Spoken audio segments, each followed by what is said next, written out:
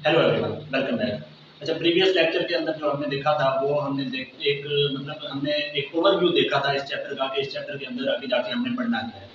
तो हमने देखा था कि हम जो है ना पहला पहला जो कंसेप्ट था इसका स्ट्रक्चर ऑफ एटम का वो डेमोक्रिटस ने दिया था।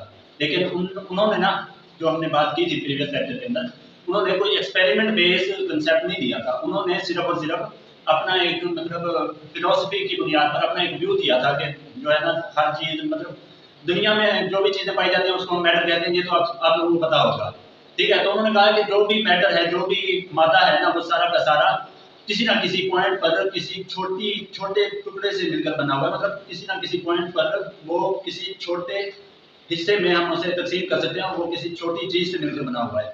तो अच्छा, हमने ये देखा था। उसके बाद हमने देखा था कि एक्सपेरिमेंट बेस आगे जो थ्योरीज हैं उसको उनको हमने इस चैप्टर के अंदर पढ़ना है। जैसा कि हमने कहा था कि डाल्टन की थ्योरी को हम पढ़ेंगे, उसके बाद हम देखेंगे कि रदरफोर्ड का एक्सपेरिमेंट क्या था, उसके बाद देखेंगे कि इसका सर विलियम क्रूक्स का एक्सपेरिमेंट क्या था, उसके बाद गोल्डस्टाइन का एक्सपेरिमेंट क्या था, नील बोहर का एक्सपेरिमेंट क्या था। तो आज का जो हमारा टॉपिक है वो है Dalton theory, cathode rays for discovery of electron और प्रॉपर्टीज ऑफ कैथोड रेज। इन तीन को आज हमने देखना है। तो पहले पहले हम देखते हैं कि डाल्टन थ्योरी क्या थी, डाल्टन की थ्योरी क्या थी, डाल्टन ने क्या थ्योरी दी थी एटम के बारे में। तो उन्होंने कहा था कि atom is indivisible hard dense sphere. Dalton के मुताबिक, डाल्टन की थ्योरी के मुताबिक एटम जो है वो इनडिवाइजेबल है, हार्ड है, डेंस स्फीयर है। अब इस चीज को मैं आपको एक्सप्लेन करता हूँ। डाल्टन का जो मकसद था ना, उन्होंने कहा कि एटम जो है फर्ज करते हैं कि ये हमारे पास एक मैटर का टुकड़ा हम इसे मान लेते हैं और ये छोटे छोटे पार्टिकल से मिलकर बना हुआ है, छोटे छोटे जर्रों से मिलकर बना हुआ है। तो हम कहेंगे कि डाल्टन के मुताबिक ये जो एक जर्रा है ये एक एटम है, ठीक है, ये एक एटम है। और डाल्टन के मुताबिक ये एटम जो है एक तो स्फीयर है, मतलब सर्कल की शक्ल का है, ठीक है।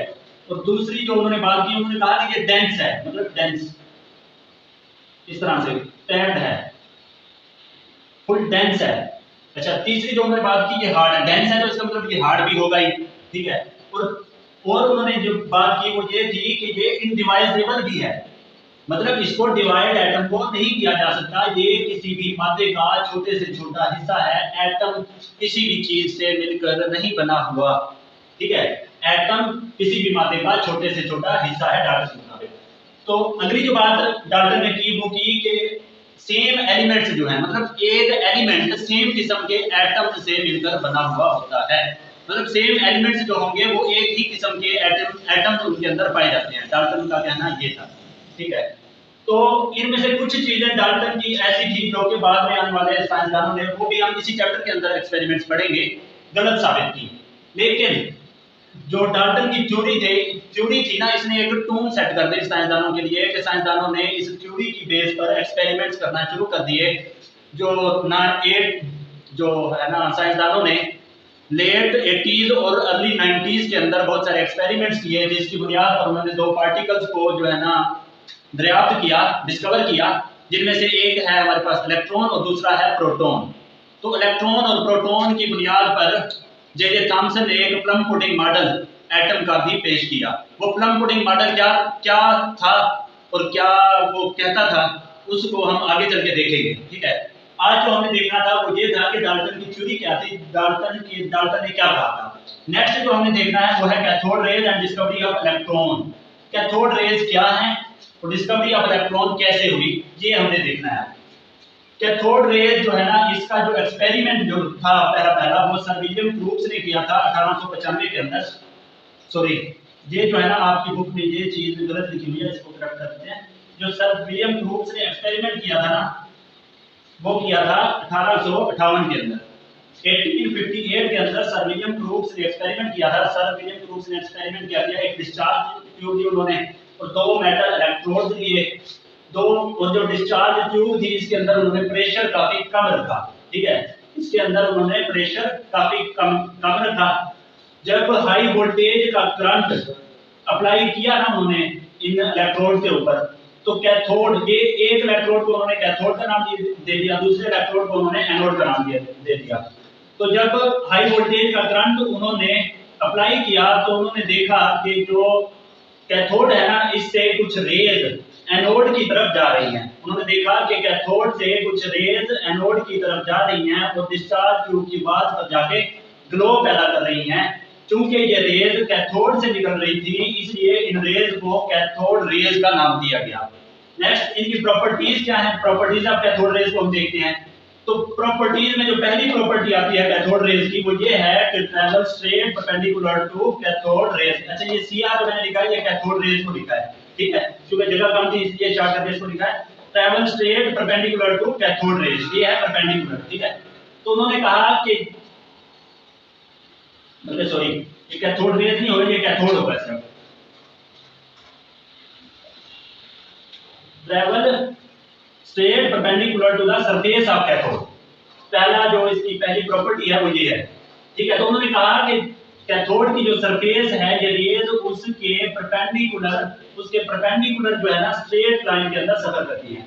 मतलब ये अगर हम इसको कैथोड मान लेते हैं तो ये होगी उसकी सरफेस उसकी मतलब इस तरह से होगी, लेकिन ये रेज इस तरह से जा रही है इधर। तो इनका जो एंगल बन रहा है वो 90 का एंगल बन रहा है। कितना एंगल बन रहा है? वो 90 का एंगल बन रहा है। इसलिए उसने कहा कि ये travel straight perpendicular to the surface of cathode. Cathode rays जो है वो कैथोड की सरफेस से परपेंडिकुलर सफर करती हैं। सेकंड जो प्रॉपर्टी है वो make shadow of opaque object. अगर कोई ओपेक ऑब्जेक्ट इनके रास्ते के अंदर रख दिया जाए तो ये उसका साया बनाती हैं, उसका शैडो बनाती हैं, ठीक है। ओपेक मतलब गैर शफाफ। एक तो होता है ना शफाफ जिसके अंदर से रेज गुजर जाए, एक होता है गैर शफाफ जिसके अंदर से रेज ना गुजर पाए। जिसके अंदर से ये नहीं गुजर पाती तो उसका ये साया बनाती हैं, ठीक है।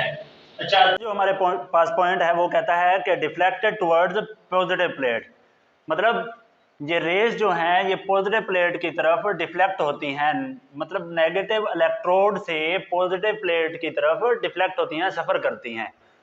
उससे अगला जो पॉइंट है वो raise temperature of body on which they fall, मतलब जिस बॉडी के ऊपर ये पड़ती हैं तो उसका ये टेम्परेचर भी बढ़ा देती हैं। जो नेक्स्ट पॉइंट कहता है वो कहता है कि किसी भी बॉडी के ऊपर ये अगर ये रेज पड़े तो उसका टेम्परेचर भी बढ़ा देती हैं।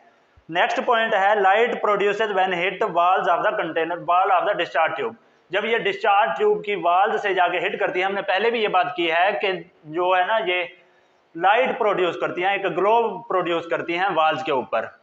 तो इसके बाद वो कहता है कि जो कैथोड रेज की ये जो दो प्रॉपर्टीज हैं, एक प्रॉपर्टी ये कि इसके अंदर जो भी गैस मौजूद हो इनकी नेचर को तब्दील नहीं कर सकती, मतलब कोई भी गैस इसके अंदर ऐड कर दी जाए तो इनकी नेचर सेम रहती है। और सेकंड ये कि ये ओपैक ऑब्जेक्ट का जो है ना शैडो बनाती हैं। ओपैक ऑब्जेक्ट अगर इनके रास्ते के अंदर आ जाए तो उसका ये शैडो बनाती हैं। तो वो ये कहता है कि ये दो जो इसकी प्रॉपर्टीज हैं ये शो करती हैं कि ये सिर्फ रेज नहीं बल्कि फास्ट मूविंग पार्टिकल्स हैं, फास्ट मूविंग पार्टिकल्स हैं जिनको बाद में इलेक्ट्रॉन्स का नाम दिया गया। तो ये तो था आज का लेक्चर। नेक्स्ट जो हम पढ़ेंगे वो देखेंगे कि डिस्कवरी ऑफ प्रोटॉन कैसे हुई,